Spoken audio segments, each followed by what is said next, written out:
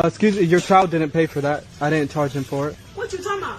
The thing in his hand, I didn't charge him My for baby it. gotta steal a motherfucking thing about this motherfucking No, stuff. you gotta come back. He gotta come back here and pay for it, or you gotta come back. Because I ain't paying for that No, shit, he 'cause I gotta can pay for it. No, I ain't got time yeah, for it, 'cause I ain't got no reason to steal about here. yeah, I ain't no. got no reason to steal about Give me, here. Don't no, touch give my me, baby. yeah, Don't touch my baby. no, I'm not give with that. Don't touch my baby. No, give me Don't that. touch him. Yeah, Don't touch him. no, Back give up. me Don't that. touch my baby. Give me that. I'm gonna call the No. police So right now. Call him then. Okay, Call him. yeah, I'm Call him. okay.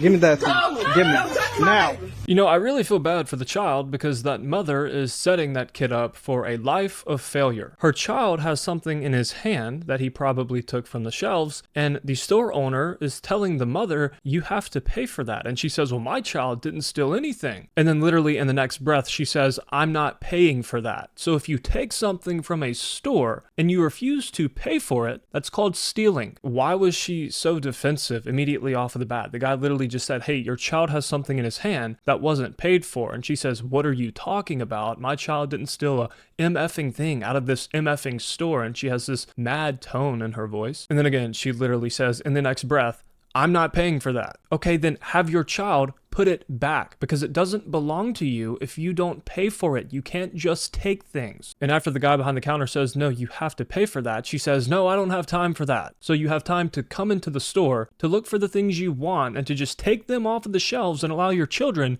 to do so while not teaching them that that is wrong, that is stealing, but you don't have the time to pay for it. And then she became defensive again whenever the store owner or the guy behind the desk goes to take the item back from the child. He says, hand me that. And she says, don't touch my baby, don't touch my baby, which he wasn't going to touch the child. He was simply asking for the item back, which was being stolen. And then you see the baby take the item and put it behind his back. And what does the mother do, or what did the women around that mother do? Nothing. Not only was the mother defensive, not only was the mother enabling the idea into that child's mind at a young age that stealing is okay, she was very rude in how she went about it. And you can tell that that child is learning from that mother. You could see the child take the item and shove it behind his back, saying, no, you're not going to get this. Again, an example of horrible parenting that is going to set that child up for a life of failure.